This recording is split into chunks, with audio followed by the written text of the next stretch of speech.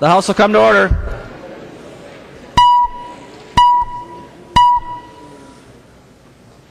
Conference Committee reports.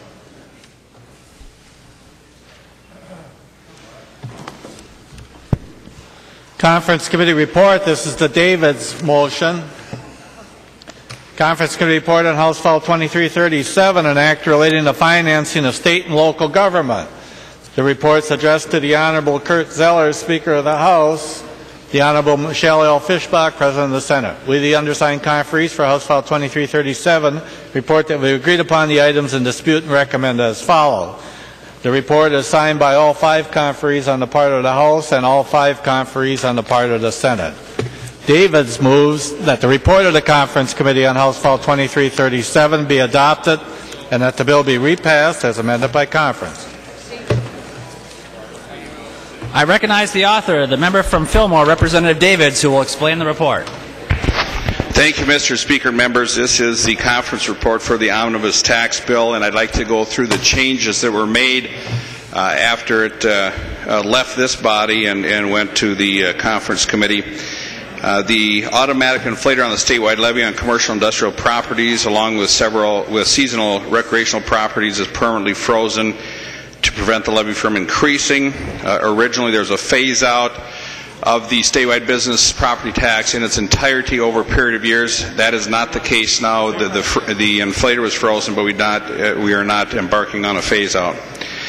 It creates a Veterans Jobs Tax Credit similar to the federal Veterans Jobs Tax Credit.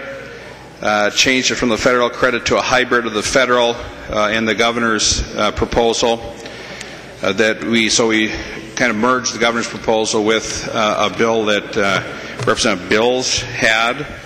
The R&D credit will be going to 3.1% instead of 4.5%. We have the upfront capital equipment exemption. It will be for businesses with 80 full-time employees and for all businesses in 2016.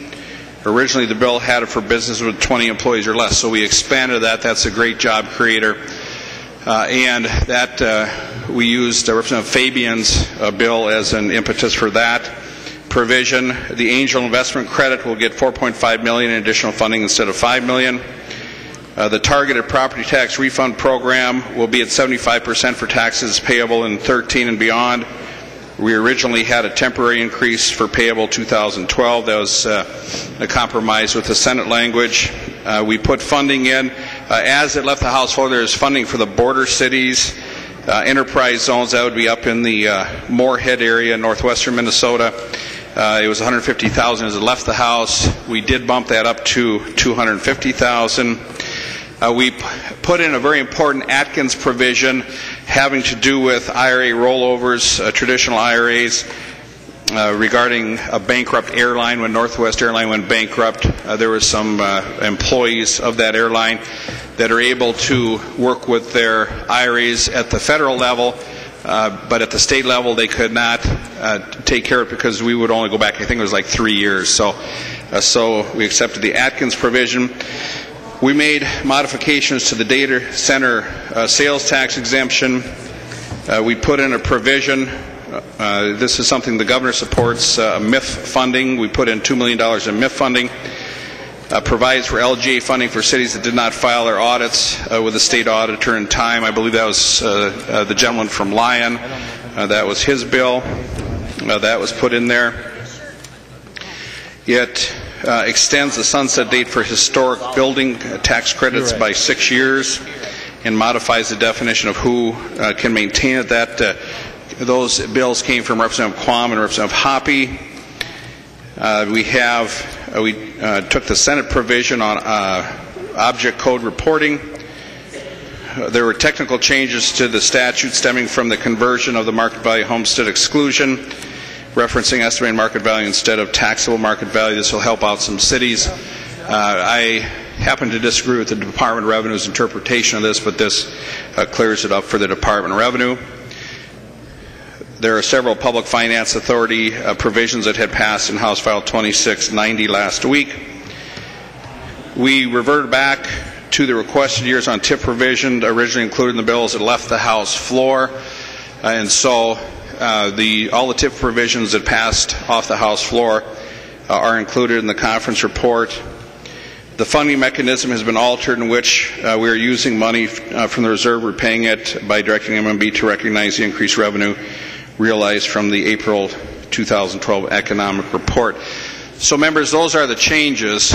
So with the changes that we made in negotiations with the Senate and with the Governor's office, I think we put together a very, very good bill that will move Minnesota forward in the areas of job creation and tax relief for all Minnesotans. I'd appreciate a green vote. The member from Hennepin, Representative Lincheski. Well, thank you, Mr. Speaker. Members, I'd strongly urge a no vote on the adoption of this Tax Conference Committee report. Let me just take you back, members, to this bill before you sent it to Tax Conference Committee, and that was when you decided to cut the renter's credit to give out corporate tax relief. And in the Conference Committee, the Senate brought using the reserves, and that's prevailed in this bill for in part, and most of the bill, members, is not paid for. I ask you all to think about your fiscal prudence, your fiscal responsibility, your fiscal commitment to your constituents. This bill costs over $2 billion in the out years and is not paid for. This bill, members, creates a massive deficit on top of the one we are facing next year. And I'm having a piece of paper go out right now that is from the Department of Revenue's calculation on the cost of this bill that is not paid for. And members, think long and hard if you're ready to vote right now to grow our deficit by over $2 billion. That's what this bill does. It's completely fiscally irresponsible. Members, it's one of the most partisan bills we've ever seen. Not a single Democrat in either body voted for either one of these versions as it went to the Conference Committee. Not a single one. In the Conference Committee, not a single Democrat served on the Conference Committee, Mr. Speaker. And folks may want to say that that means that's normal because no one voted for it. That has not been the case in the past. The most recent majority put Republicans on the Tax Conference Committee with no votes from the Republicans. So not a single member of the minority served to help guide, shape, and possibly work with the governor on a solution on a bill that could become law. So now we're looking at sort of the uber partisan bill of all time. And on top of it, incredibly fiscally irresponsible. Members, there's a lot of problems facing us in the world of taxes. We've got to get that homestead credit brought back. But instead what this bill says is our top priority is, first of all, to spend money we don't have by handing out business tax cuts under the guise of job creation. And members, there are no jobs in this bill. There is no requirement that a single job will be created, while every single business will get a property tax cut. Meanwhile, homeowners and renters are standing by, watching their property taxes go up, while this legislature this year in 2012, Mr. Speaker, is doing nothing for them. Nothing. So if we had $800 million a year to get rid of the CI property tax, and Mr. Speaker, you should know that the supposed concession in this bill, and members, isn't that we're going to fully phase out the CI property tax now. We're just going to freeze it. We're just going to take the inflation out. And as you can see from what's being handed to you, that's just $2.3 billion just for that piece when this bill becomes fully phased into law. So the guise for this big, massive handout that we can't afford is it's going to create jobs. There is nothing that requires a job in this bill, members. This bill says if you want to take your tax cut and buy a yacht, go ahead. If you want to take your tax cut and take your family to Disney World, go ahead. If you want to take your tax cut and just pad your retirement, go ahead. Now, there will be employers, our great employers in this state of Minnesota, big and small, who actually may do something. But some will get a tax credit who are going to do it anyhow, or a tax cut. There is no accountability for this, members. If we want to say that maybe someone should get a CI tax break when they get a job, well, let's put that together bipartisanly with the governor In fact, you all know the governor had a jobs tax credit that said you create a job, you get a tax credit. But that's been rejected in a very partisan way. There's ways to blend those ideas together. We could say, how about we'll give you a tax credit, we'll let you not pay your property taxes if you create a job. Nope, this is just a huge, massive handout. We can't afford it. We don't have it. It'll cost $2.3 billion when this is fully phased in if you vote yes, members. And if you doubt it, because those are always projections, and people doubt projections, because there is some variability in these projection, members. If we have high inflation years of the 70s, we'll lose even more money. If we have low inflation years of the 90s, we'll lose less money. But either way, we're talking billions of dollars of loss to the general fund. Now, if you just want to starve the beast, and you're all for that, vote yes. And then tell your constituents why you're going to abolish LGA in the future. And you're going to cut people off health care. And you're not going to fund the roads, and you're not going to pay for the schools, because you're going to build in, on top of our $1.3 billion deficit, you're going to build in another $2 billion. And for those of you who may not understand this bill and are wondering why the governor is not enjoying this provision, all you have to do is look at this sheet. That's what this does, members. Fiscal irresponsibility of its highest level. On top of it, we're going to say some other legislators, geez, not us, in 2014 and 15 and 16 and 17 and 18, 19 and 20, all the way to 26, are going to pay for this tax cut because we want to look popular with our friends. There's no money for this, members. You all know it. You had to do tobacco bonds last year to get out of a shutdown. Now, if you said we're going to pay for this with some tax increase over here, or we'll even have the courage to tell you what $2 billion we're going to cut, we might take this seriously. Members, this is a shell game. We all know it. Please vote no. If you doubt the forward prediction, and I am certain that there will be someone, either the tax chair or someone else, who will say that this is bunk, let's not speculate. Let's go backward, because backward we can get facts. Let's go backward. If this provision that you all are carrying in this bill right here and now, partisanly, done without a single Democrat vote, without a single conferee providing input, if you all doubt that that's what that I'm not right, if this provision were in law in the last 10 years, when, by the way, the Republicans created this CI property tax, we would have lost $1.06 billion. And I will take you back to that day because I sat on that conference committee, and Representative Abrams thought about doing just what you're all thinking about doing now. But after looking at the provision, at the loss to the general fund, it was rejected. And Senator Poggemiller, the other tax chair at that time, said, we will not do this. We will lose billions of dollars over time. And now we're seeing this play out. The Republicans here, Mr. Speaker, are now undoing the Republican plan of 2001, created by the Republicans, brought forward because when all the school takeover money was enacted in 2001, the business community was getting such a massive tax cut, no one could stomach it bipartisanly. And so they were asked to chip in a little bit in return for a huge tax cut in paying for our schools. And this was the method, a CI property tax increase. So had the inflation been removed from that provision, we'd have lost $1 billion. If you remove it here today, we're going to lose $2 more billion. And members, vote for it if you feel good about that. I think you should have the courage to tell us what $2 billion you're going to cut out of the state general fund, or what tax increase you're going to bring forward to pay for it. This is the height of irresponsibility, Mr. Speaker. Members, it is the height of partisanship. I can tell you, having worked to get a lot of tax bills signed, they usually pass on the House floor, members, with about 110, 120 votes. And I was proud to work with so many of those with Governor Plenty. And I can bring up the roll calls for you so you can see what they were when those bills were signed into law, those tax bills that provided tax relief.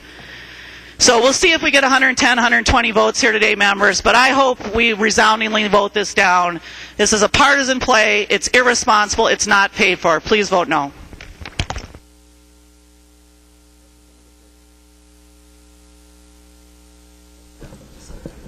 Any further discussion on the adoption of the conference committee report? Representative Anderson. Thank you, Mr. Speaker. Fun seeing you up there today. Members, if helping out businesses in the state is considered uber partisan, we are far afield from our goal as a legislature. This bill helps provide the job providers in this state the tools they need to grow jobs and grow our economy. I think this is a smoking hot bill, Representative Davids. Appreciate the work that you've done here today. We are finally getting the upfront sales tax exemption for the businesses in this state. You know how long we've been working on that issue? Well before my time here. We are also boosting the angel investor tax credit. You know who that helps?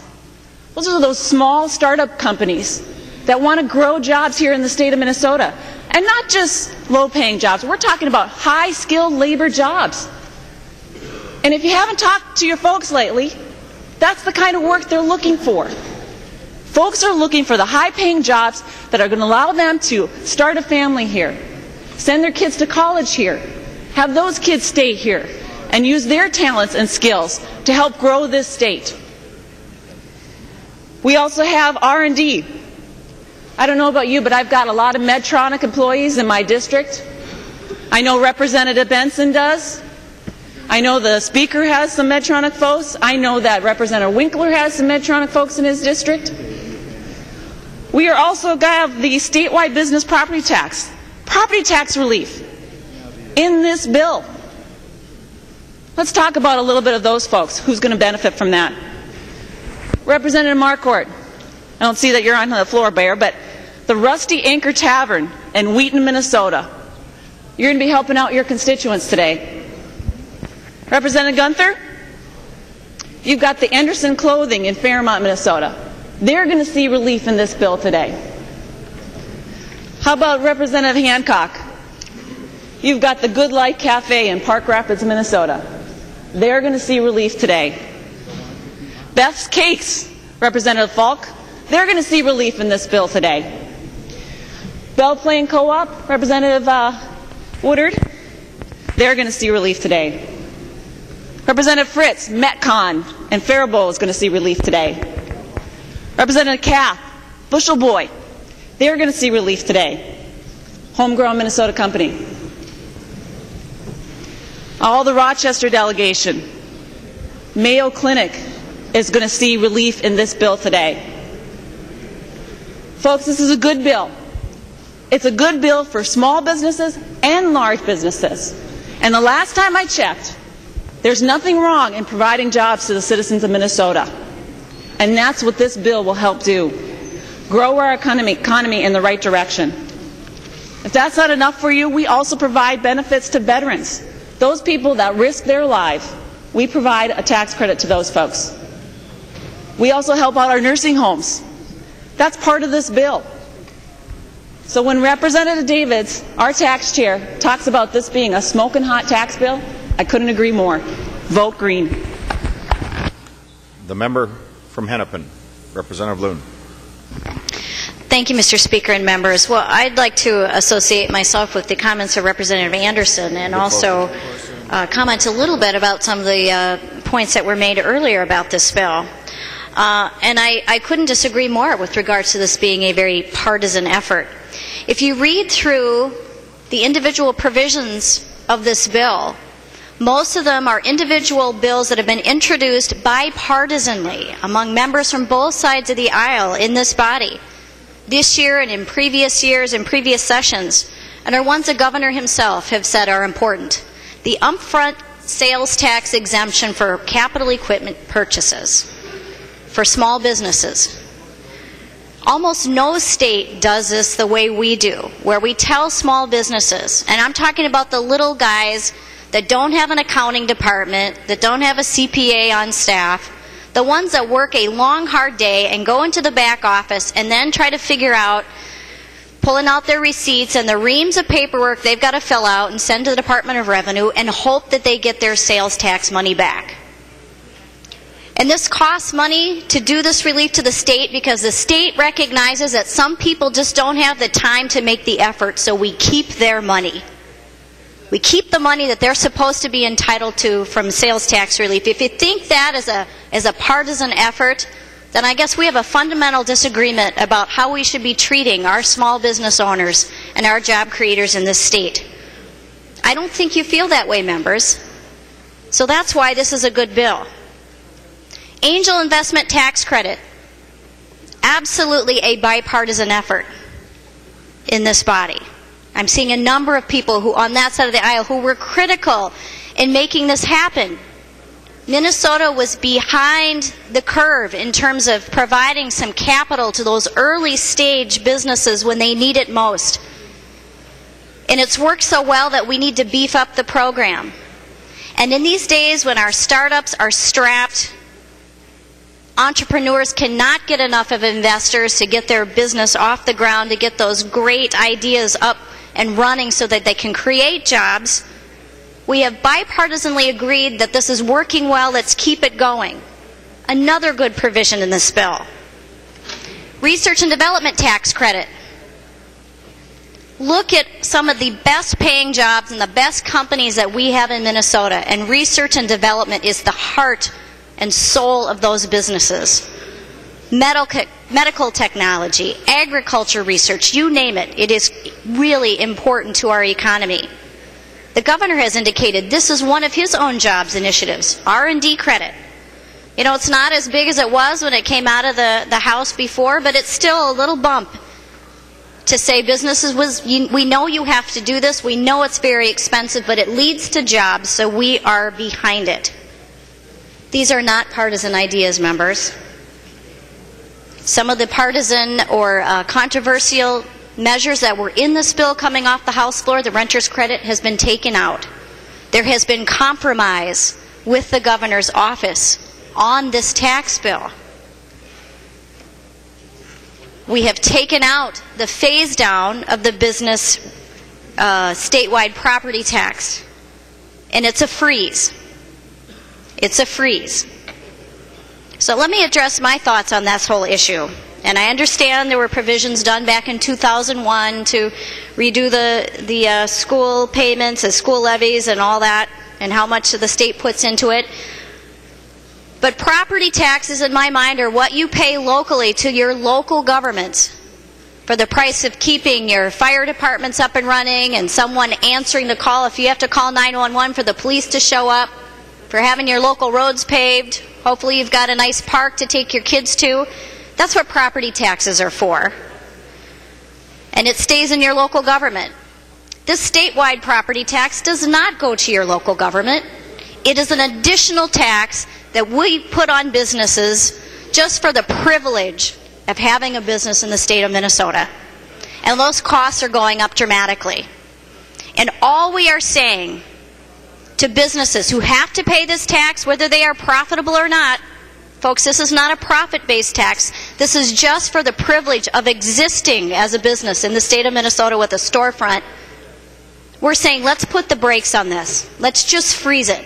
We're not even going to give you a break. We're just going to freeze. If you pay $50,000 in statewide property taxes today, you're going to pay it next year. That's all we are saying.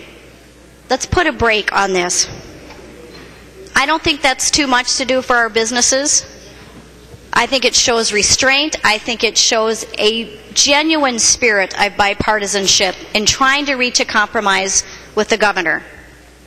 The governor's tax credit incentive for businesses hiring veterans. Okay, if these tax credits don't work and bring employees in or help businesses, why is the governor pushing for a tax credit for this? Folks, there's plenty in here to point to in a genuine spirit and sense of bipartisanship. This is aimed at small businesses for doing things that are very practical in running their businesses. Nobody's going to take this upfront exemption on capital equipment and take their kids to Disney World. They're going to go buy the metal stamper or a new welding facility or whatever they need to keep their business up and running with the best equipment that they can afford to keep their employees working. So I urge you to set some of this end of the session, heightened tension stuff aside and do what's good for our small businesses. They have been through a tough time, as of all of our families and all of the people who are looking for work. Let's help them find these jobs. Let's give our small businesses a chance to come through this in better shape and add more employees to their payrolls. I urge you to adopt this conference report. Any further discussion on the conference report adoption? Representative Depke from Hennepin County. Thank you, Mr. Chair. And Mr. Chair, it is a pleasure to see you. Mr. Speaker, it's a pleasure to see you up there today. Folks, I also want to take exception to the notion that this tax bill and many of these provisions were done in not a bipartisan manner. There were over 20 of us that served on the Small Business Caucus. Representative Downey was the chair for the Republican folks that were on the committee, and there were 10 Republicans, and I believe there were 10 Democrats, and Representative Dietrich was the chair. Every meeting that we had to vote as a unit on all of the provisions, and there are 3 excellent provisions in there, one in particular that I'm very proud of, that both Representative John Ward and I worked on together, and that was the upfront June accelerated tax exemption for small businesses. I commend Representative Ward for bringing this forward, and I signed on to his bill immediately on that. And he was not able to make some of the meetings, and so we talked to each other by phone so that I could represent his position on that particular issue, and it is part of this bill. In addition to that, the upfront capital equipment is one of the Small Business Caucus issues. That's something that I personally have fought for the last 3 years. It's extremely important to the small businesses in my chambers, and as I traveled around last summer talking about things that were important to them, this was a #1 priority, and I am thrilled that it's in there, and it's in there with bipartisan support from other members of the committee. In addition to that, we have another provision, which is the angel tax credit. That particular area has been very important to the small business community, where large companies and donors have supported small businesses and startups, and we didn't have enough last session, and so we've expanded it so that more people can take advantage of this. This also was voted by the Small Business Caucus and had strong bipartisan support. So this is a very good bill, and it's just not true that both sides of the aisle were not included, and I am going to wholeheartedly support this bill, and our small businesses need this relief from both sides of the aisle. Thank you very much. The member from Ramsey, Representative Greiling. Thank you very much, Mr. Speaker and members.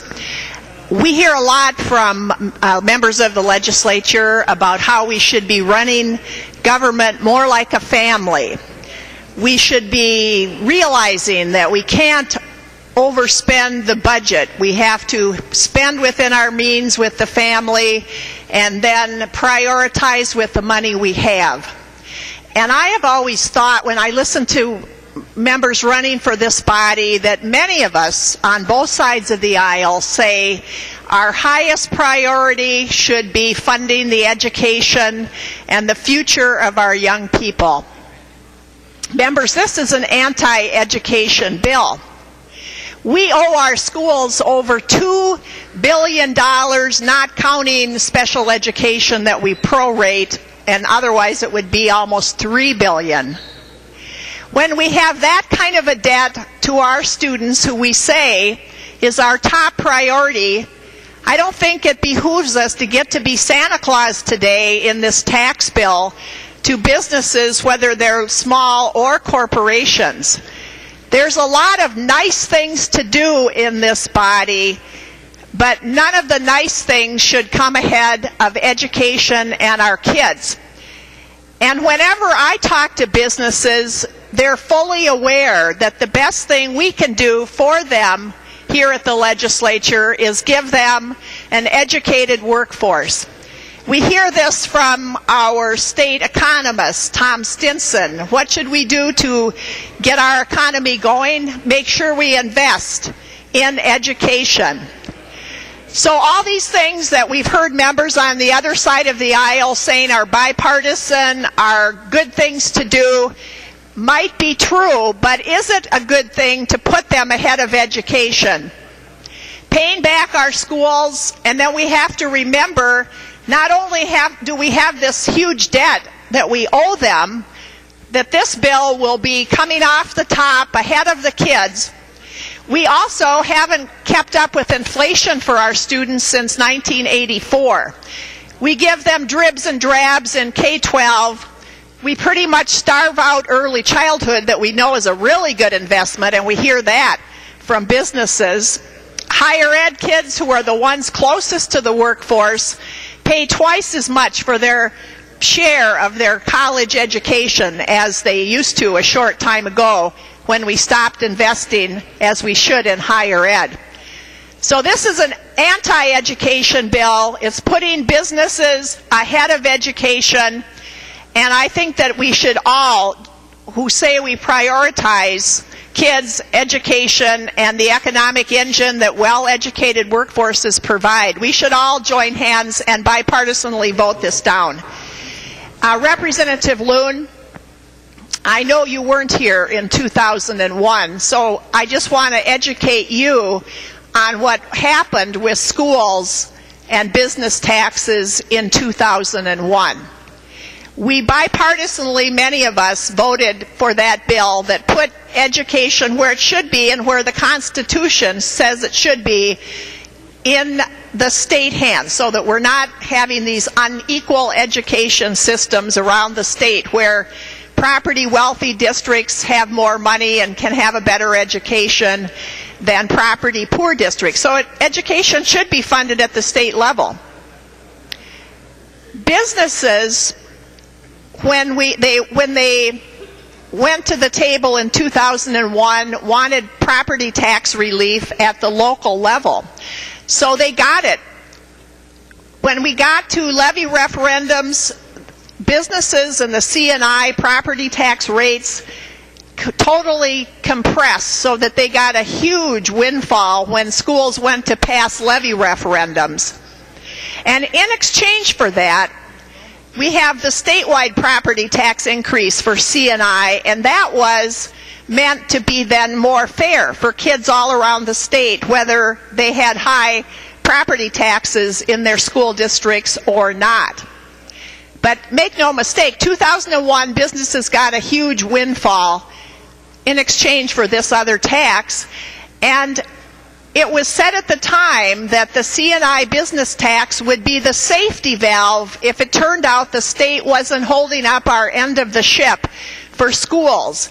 We could always raise the C&I business tax at the state level because businesses got such a cut in 2001 when we changed the system. And I'll tell you, that has never come to fruition. The very next year we needed some things for schools, and I had a bill to fund it with the C&I business tax, because you couldn't come up with anything that spent money that year unless you had a way to fund it. And that had been talked about the very previous session as to how we were going to fund our schools if the state didn't have enough money. And right from the get-go, the business groups were in lobbying against the schools getting any kind of money, and now the coup d'etat, they're sitting here wanting to get rid of it altogether. And I just find that shameful on the part of businesses when they are the ones who benefit more than any other group besides the individuals who are trying to get a good job by us as a state of Minnesota having an educated workforce. So I hope on a variety of levels we can all vote no on this bill, and if you vote yes on it, it's an anti-education vote. So I hope we'll keep that in mind. The member from Wright, Representative McDonald. For what purpose do you rise? Thank you, Mr. Speaker. Point of personal privilege. State your personal privilege. Thank you, Mr. Speaker. I'd like to take this opportunity to congratulate a colleague, a seatmate, and a friend. Mr. Doug Wardlow and his wife Jenny gave birth to their beautiful second child this morning at 4:40, a little baby girl, Annabelle. and I think it's appropriate when we bring new life into our membership, into his family, we stand and acknowledge and congratulate.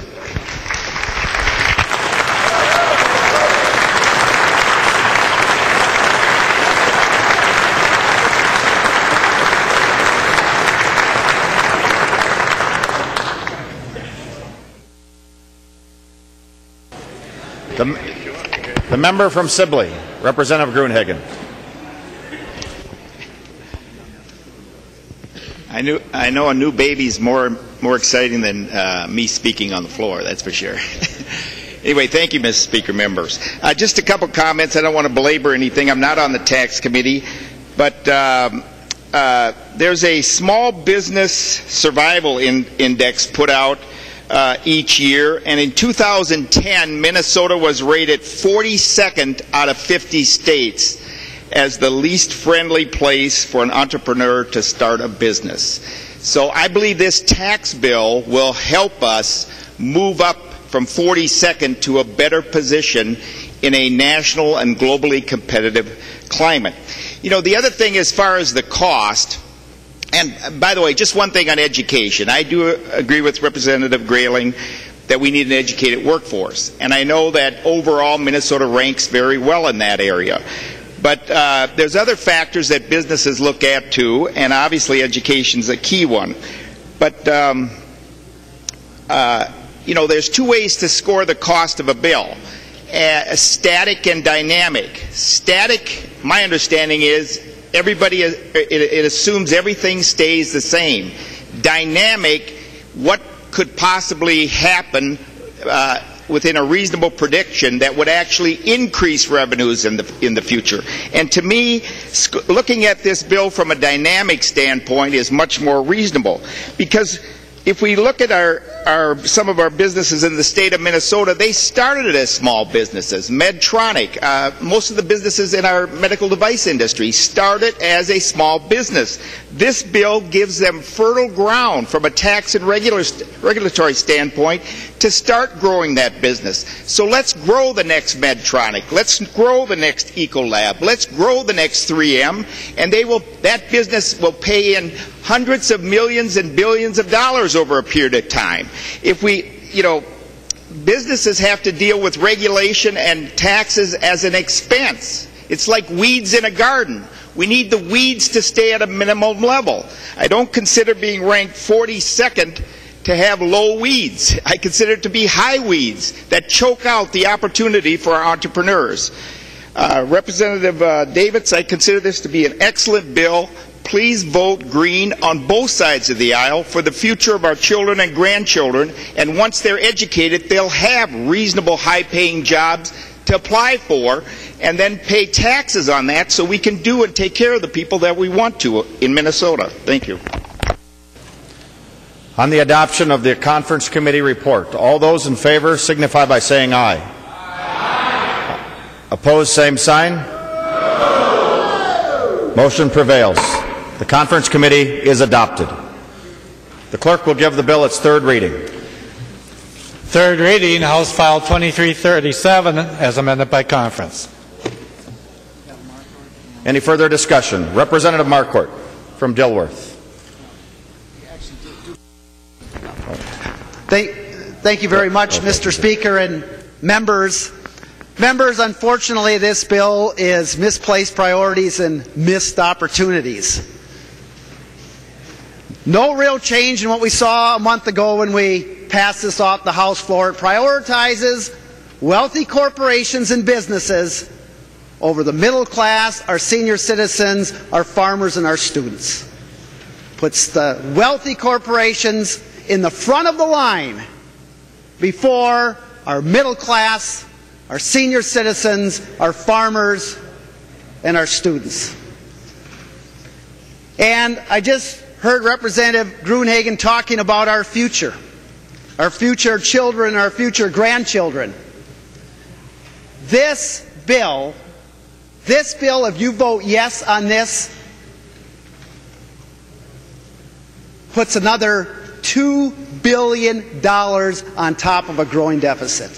$2 billion. The majority in the next session have left us with a $3.5 billion deficit, and now, unbelievably, in the next biennium, wants to add another $145 million to our debt, and into the future, add a couple billion more.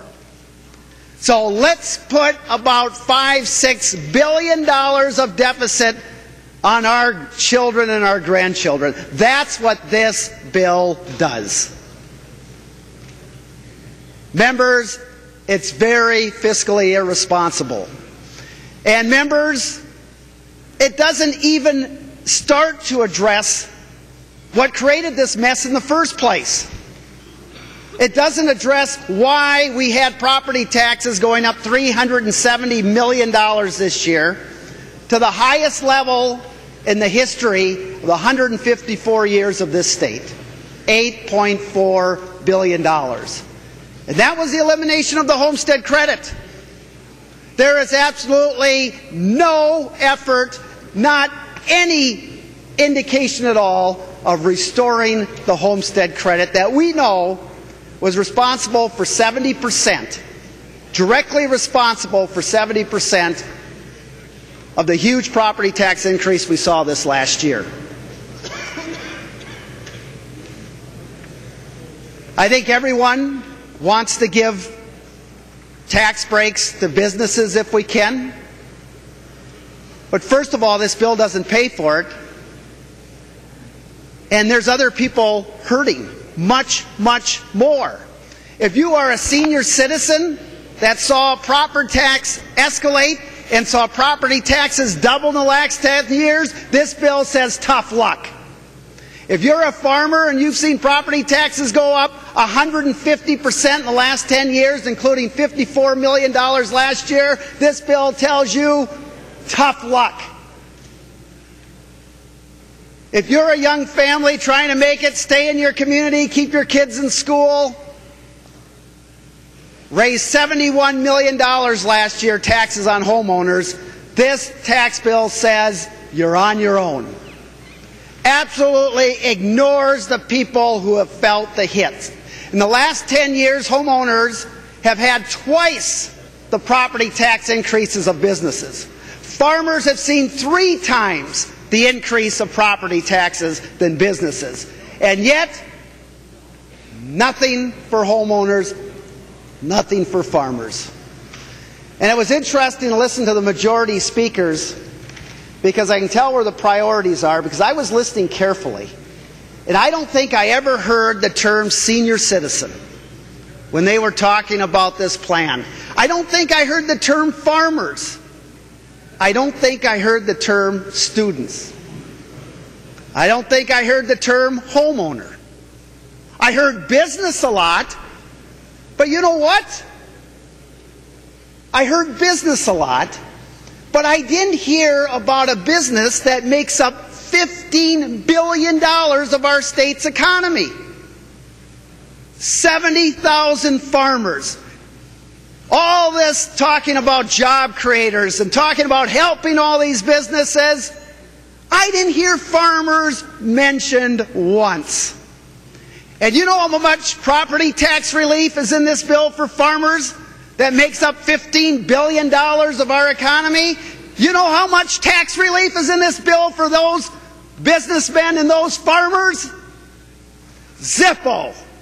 Not one dime. Not one dime, and they've seen property taxes go up 150% in the last 10 years and $54 million last year. Not one dime of property tax relief for agricultural land. And rural members, I have to plead to you. We came into this session after the majority eliminated the homestead credit, and you saw the results and you heard the results out in your communities. And you know what the data tells you. And what it tells you is that because of the elimination of the homestead credit, if you're a homeowner in rural Minnesota, your property taxes went up 8 times higher than someone in the metro area. 8 times, rural members. If you're a business, you saw your property taxes go up 3 times faster. Rural Minnesota, you picked up 64% of the tab. Members, the relief is not there for rural Minnesota. And now you talk about a plan that's supposed to help businesses, and you don't provide one dime of property tax relief to farmers. Members, please vote no. By voting no, you're going to say you're going to stand up for the middle class, and you're going to stand up for our senior citizens, you're going to stand up for our families and our students. And you're going to say, you know what, you deserve tax relief. You deserve the benefits. You deserve the opportunity to make Minnesota stronger. But no, this bill just pushes you off to the side. We all want to help businesses, but there's a lot of other people hurting out there. I get letters from senior citizens trying to stay in their home. A farmer back in my district saw his taxes go up 20%. Members, this bill prioritizes wealthy corporations and businesses over our middle class and our senior citizens and our farmers and our students. It's fiscally irresponsible, and it does nothing to restore the homestead credit, which the elimination of created this whole mess. Members, please vote no. The member from St. Louis, Representative Rukavina. Well, I just want to thank Chair Davids for sticking it to the people of the core range again. You know, members, you hear a lot about production taxes, taconite taxes, and I know everybody's eyes glaze over when we talk about that. But the way the formula works for production taxes, taconite production tax, is they escalate every year according to the implicit price deflator, and over the last 2 years they've escalated almost 9 cents. And I had a provision in the bill to not hurt my Iron Range delegation friends, Representative McElpatrick, whose school district in Grand Rapids that hasn't had a mine since 1916 gets more money every year than Mount Iron Buell that produces 38% of all the taconite taxes every year. And I could go on and on, but I won't. I just want to thank you, Chair Davids. You join a long list of tax committee chairs who constantly keep sticking it to the core Iron Range. So I want to thank you for that. I think it's absolutely disgusting. Members, the taconite tax this year with the escalator will go to $2.46 a ton. Guess how much the local city and the local school district get to keep out of $2.46 a ton? 9.9 cents. Less than 4% of the money stays with both the local school and the local city, whereas anybody else on this floor, it'd be about 65, 66%. I see Mr. Hines back there. He can nod if I'm pretty much right on. So, Representative Lincheski, every time I hear you talk and cry a little bit about Bloomington, you're pikers compared to us. Nobody takes a crap kicking like the people of the core Iron Range. Thank you, Mr. Chair, for sticking it to us one more time. The lady from Anoka, Representative Wright. Thank you, Mr. Speaker. Members, I don't know if Representative Marquardt remembers the size of the statewide property tax increase in the year 2008. But we've heard a lot about $379 million or $370 million this year. 2008, $525 million increase in property taxes. 2009, did you remember? $426 million in statewide new property taxes. And parenthetically, that was the year we headed into the country's largest recession in 70 years. That's how our folks at the local government level responded when businesses were the bottom was falling out of businesses, the bottom was falling out of the market, and in December 2008, you know, they certified $426 million of new property taxes. So $370 million we don't like, you know, we should have done levy limits, but it's you know, kind of small in relation to other large increases in this last decade. By the way, in 2008, all the state aids and credits, LGA, CPA, market value homestead credit, were paid 100%. So I guess the lesson is, you know, spending is kind of what's going on at the local government level, regardless of the size of the aids, regardless of the condition of our businesses, regardless of the conditions of home values. I mean, you know, we got counties across this state where just property values have declined 24% in 4 years. And in some of those same counties, their spending has continued to increase. It's incredible, you know, how insulated many of our local governments are from the realities of life. And two of our biggest counties, of course, fall right into that category. So those are a few small points I'll just make. I think, you know, arguing for return of the market value homestead credit, and oh, by the way, Mom, it's not the homestead preference we got rid of. No, Mom, the homestead preference is still intact, and I think, you know, it's a big confusion among a lot of especially old folks like my mom. But the market value homestead credit reimbursement is really bad policy, and if you want to argue on the other side for a subsidy, year in, year out, a subsidy to cities, subsidy to counties, that did not go reported, there was no reporting on it, there's no accountability for how the money was spent, there's no tracking of that money, nobody knows what the money does when it gets there. $525 million of basic subsidy, all right, open-ended, general purpose. If you want to go and fight for that, you know, be my guest. But that's really bad public policy, and certainly in the thousands, the 2000 decade that we're in now, it might have been fine, you know, in 1970 and 1980, when in fact property taxes, we were really out of alignment with the rest of the country in property taxes. These days, Minnesota sits at about 25th, 30th, whatever in that category. We compare very favorably. So, you know, if you like subsidies in the grandest form, in the purest form, without a single earmark as to how the money is to be spent, no accountability to the taxpayers, be my guest. Go after it. The member from Stearns, Representative Gavel.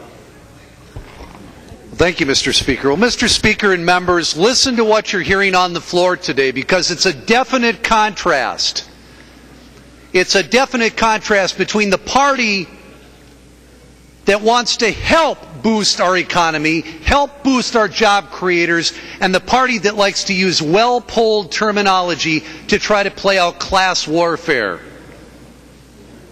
Class warfare on the House floor. Isn't that great? Representative Marquardt, I'm going to talk about middle class, senior citizens, farmers, and students right now. Representative Greiling, when a student gets educated, they need a job. And when we have jobs, we have people who are capable of paying taxes. And when they pay taxes, we have the resources to do all of the double-digit government increases that this side of the aisle, the Democrats, have been promoting for years. But the one time we bring a smoking hot tax bill to the floor that provides some real tax credit for our job creators, the goose that lays Minnesota's golden eggs, what do we get? We get the well-polled terms of corporations versus middle class. Minnesotans, take note. Corporations versus middle class. Members, these are job creators. These are our businesses, our Main Street businesses, who are sick and tired. Members, I've had town hall meetings sitting down not with big fat cat corporate people or wealthy people. I've sat down with our businesses, Main Street businesses, who say they are absolutely tired of the Democrat mantra of how they're somehow the evil wealthy, that they're somehow taking advantage of Minnesota. They're the job creators, folks. Those businesses are the ones who put people to work. They create The jobs that put the food on the table, that create the resources for all the do-gooding you want to do. And they are tired, members. They are tired of hearing over and over again the beating they're taking for putting their lifeblood, their investment, their blood, sweat, and tears on the line to create revenue, to create jobs, to create investment, to move Minnesota's economy forward. We're just beginning to get out of the pit. The $6 billion budget deficit that the DFL majority left us, we're just beginning to dig out. And who do you suppose is helping do that? Minnesota's businesses and job creators. And so, members, as you listen to the beating they're taking on the floor here today and the class warfare that's being played out, let me remind you what this bill does. $59 million in tax relief this year, an additional $139 million over the next 2 years. For who? Our job creators, our businesses. Not by taking their money, bringing it to St. Paul and redistributing it like we've been used to doing over the last couple of decades, but by leaving the money with them, letting them do with it what they can. We provide an upfront sales tax exemption for capital equipment purchases by small businesses, 80 employees or less. We freeze state-levied property taxes on all businesses. And don't tell me that's not going to create jobs, members. It's a lie. You go out and talk to those businesses. Talk to the people who employ Minnesotans. They will tell you, you do this for them, watch what we'll do. Watch the thousands of jobs we'll create. Watch the way we'll get people off of the need for public assistance. Watch the way we'll take those well-educated Minnesotans and put them to work so they can do for themselves and their families. And through Minnesota, the people in need. That's what they're asking for, okay?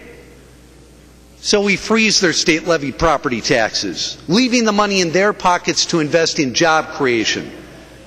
Jobs, members, that's what we all talk about. Do we mean it or not? We increase funding for the state's Angel Tax Credit. Bipartisan support for this, members. The Angel Tax Credit, here it is. For investments in what? Startup companies. New people investing in Minnesota, investing in Minnesotans. Helping us meet the needs of Minnesotans. Are we for it or aren't we? We offer large research and redevelopment, R&D tax credits, helping Minnesota businesses create jobs by pushing the envelope. Research and development, those are the jobs we all say we want. Do we mean it or don't we? We grant a $3,000 tax credit for hiring an unemployed veteran. How awful, what a terrible tax bill to offer a $3,000 tax credit to employ unemployed veterans, the people who put their lives on the line for our nation, for our state. And you want to castigate this bill. Do you mean it or don't you? Provide refunds to homeowners whose property taxes increase 12% or more. And by the way, Representative Marquardt, if you want to repeal the market value homestead credit, you know exactly what it'll do.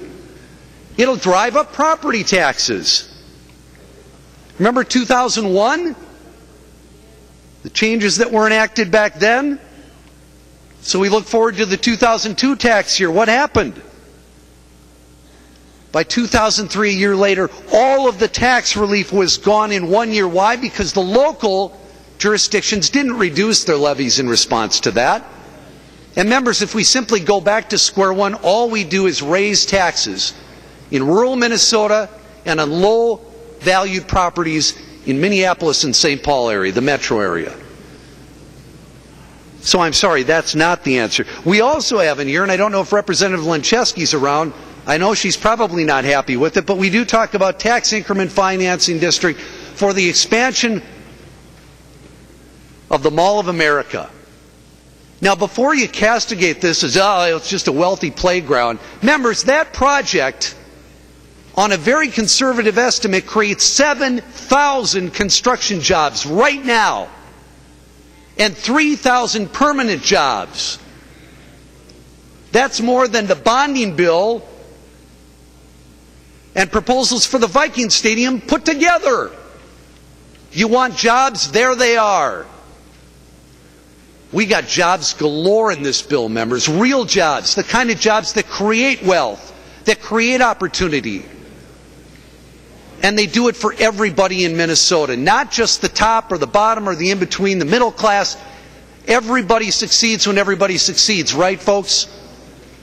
Do we mean it or don't we? Leave the money in their pockets. Let them invest it. Let them create jobs. Thousands and thousands of good-paying jobs for Minnesota. A rising tide that floats all boats. The goose that lays our golden egg. You want to stab it or do you want to feed it? Here's your opportunity. Members, vote green. Any further discussion? The member from Hennepin, the Minority Leader, Representative Thiessen. Thank you, Mr. Speaker. Wrong priorities. That is the easiest way to describe this misguided bill that you've brought before us today. And frankly, it's the best way to describe your priorities throughout the 16 months that you've been in charge in this state legislature. Corporations and big businesses are the real winners in this bill, not middle-class Minnesotans, and that is the wrong priority. And more importantly, your proposal is the wrong way to grow jobs, to grow our economy, and ultimately strengthen Minnesota. It hasn't worked. For 10 years, 30 years, you've been proclaiming this is the answer, and it hasn't worked. You want to keep cutting taxes for big corporations with one hand, while you're raising property taxes, raising tuition, and raising health care costs on the rest of Minnesota. That's what you're doing in this bill, and that's what you've done for 16 months. You just don't get it. You take money out of the pockets of middle-class Minnesotans. You're taking money out of Minnesota's economy. That's how our economy works. When people have money in their pockets, they can spend it and support all those businesses you want to claim to support. The fact of the matter is you've been squeezing middle-class Minnesotans over and over and over by the policies you've been pushing through for the last 16 months. It's the same old, and it's not going to create jobs in Minnesota, and it's certainly not going to build a better Minnesota. You are choosing in this bill to put corporate tax cuts ahead of paying back our kids. That's the actual fact. That's the dynamic going on in this bill. As you send that $200 million in tax giveaways to your corporate friends out the door, that's $200 million that's not going to go pay back the school shift. That's the actual fact. And you haven't come up with a plan to pay back the $2.4 billion school shift, the money that you owe our schools, and now you want to put corporations ahead of them. Is there anything, I think the people in Minnesota actually deserve an answer to this question. Is there anything that you would put ahead of corporations? Is there anything? Because I have not seen it in the 16 months that you've been in charge.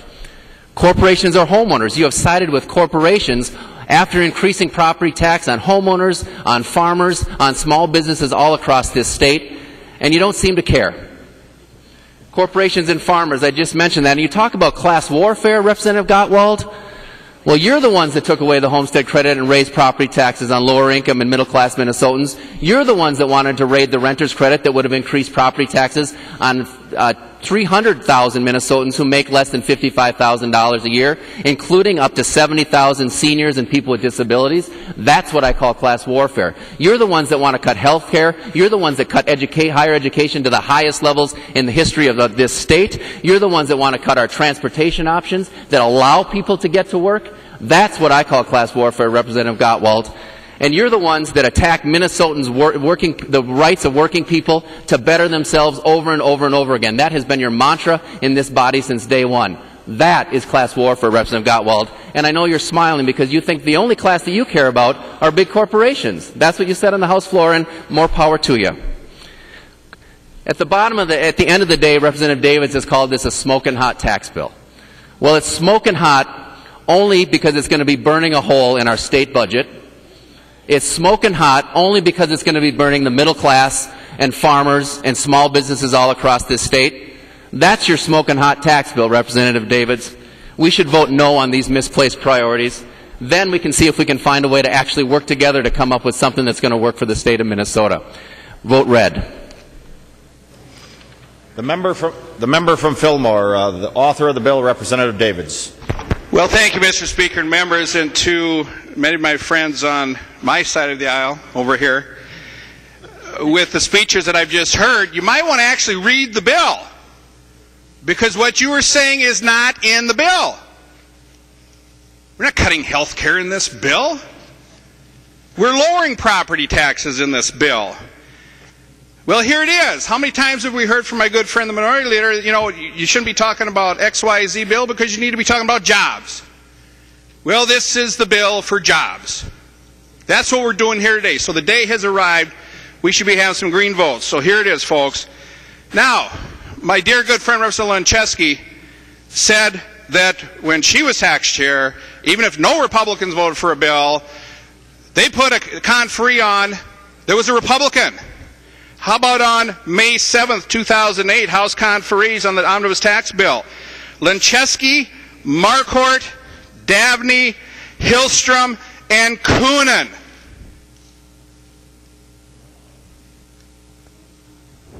Where's the Republican? I don't know, did Dabney, did he used to be a Republican and switch? I'm not sure. I'm not sure. So that was an inaccurate statement made on this House floor. Okay, then we talk about, oh, the property tax is highest ever.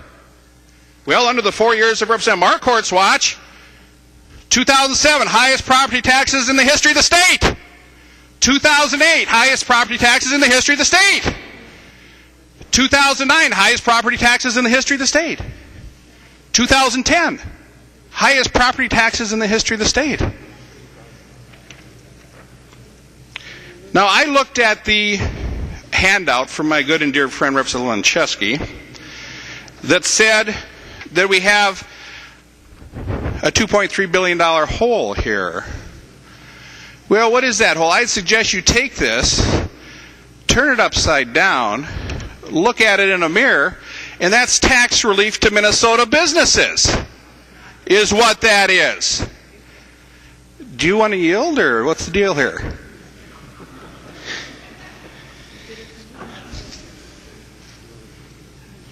So, Representative Lencheski, thanks for the history lesson, but as we've been able to see here, it's simply not correct. Now, it was also said that this was the most partisan bill, uber partisan, I believe it was said to be. Well, I have to go back a few years when I first came here in 1991. And I was given a little department bill, and I was told to go visit with the tax chair and see if you can get this little department bill in the tax bill. It was needed by the Department of Transportation, I believe it was. A little nothing bill, give it to a freshman because they can't do anything anyways. So I go to the tax chair. And I said, Mr. Tax Chair, thank you for letting me visit with you here today. I was a little nervous, I'll admit. And I said, I have a provision here that does this for the Department of Transportation. Would you put it in the tax bill? And he looks me square in the eye and says, are you voting for the tax bill? I said, no. He says, then get the hell out of my office. So I did. And as I walked out of that office, I swore that if someday in the future I ever got to be a chairman of a committee, let alone tax chair, I swore that I would never do that to anyone. And so when we say this is a hyper-partisan tax bill, really, Representative Nelson, the Brooklyn Park stuff, how partisan is this tax bill? Representative Slowick, Oakdale, how partisan is this tax bill? Representative Mahoney, the St. Paul extension, it's in there. How partisan is this tax bill? Representative Atkins, you had a great bill on that IRA stuff for those Northwest pilots. Awesome bill. It's in here. Norton and Liebling, the Mayo Clinic stuff is in there. We took care of Mother Mayo in this uber partisan tax bill. Representative Hansen, you're in, baby. You're in this uber partisan tax bill. So that's not the way I play the game. I've had members come to me and say, well, from this side I'll say, well, would you look at this provision? We'd really like it in there, but we just can't vote for that tax bill. We just can't vote for it. I said, that's fine. If it's a good provision and it makes it through the committee process, guess what? It goes in. That's the way it is. taking care of just the wealthy, the big corporations. The word corporations must poll just really negative or something. I'm not sure what that does. But I'll tell you who gets tax relief in this bill. Big Bob's Eatery in Spring Valley, Minnesota gets tax relief in this bill. Not a, wonderful, wonderful family business. Or Kingsley Mercantile Hardware Store gets a break in this bill. Gets to actually keep some of their own money.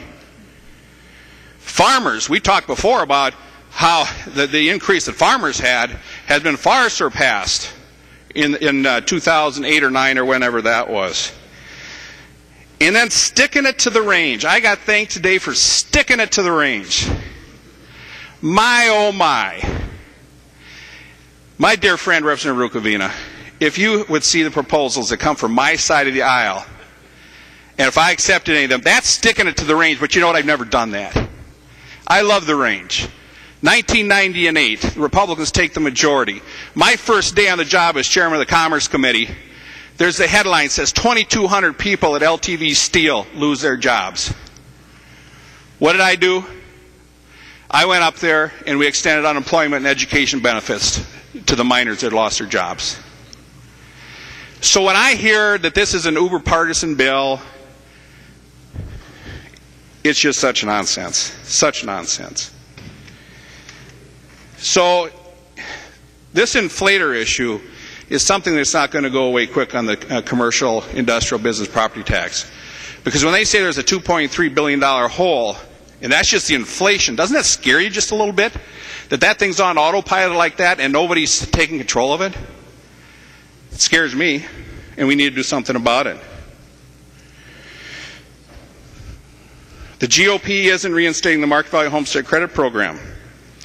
When the DFL took control of legislation in 2007, they inherited a $2.2 billion surplus from previous GOP-controlled House.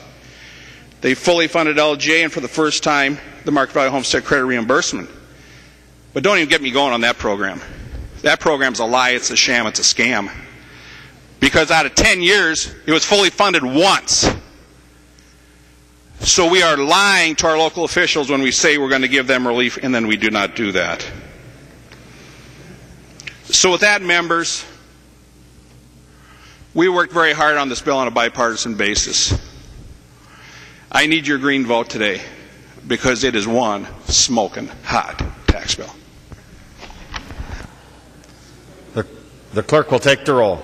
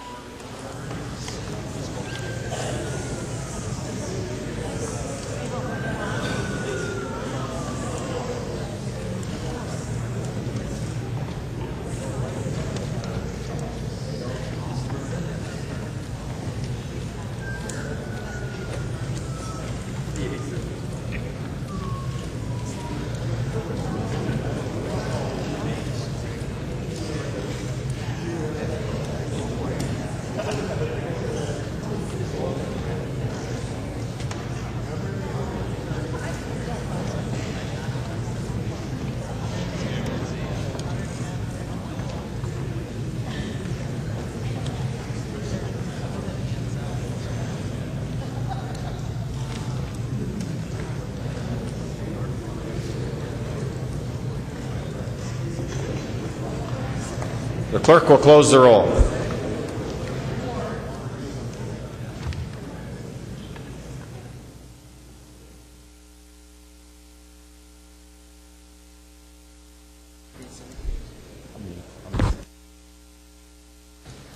There being 73 yeas, 57 nays, the bill is adopted and its title agreed to. For what purpose does the gentleman rise from Carver? Thank you, Mr. Speaker. Mr. Speaker and members, I would move to recess to the call of the chair until approximately 7 p.m. Representative Hoppe moves to recess to the call of the chair approximately 7 p.m. Representative Thiessen. Thank you, Mr. Speaker. The DFL House Caucus will caucus upstairs immediately after we recess for a short time. Thanks. Discussion? Don't we have to vote on it? All those in favor of recess till approximately 7, say aye. Aye. Opposed, same sign. Motion prevails. The House stands in recess until approximately 7 p.m.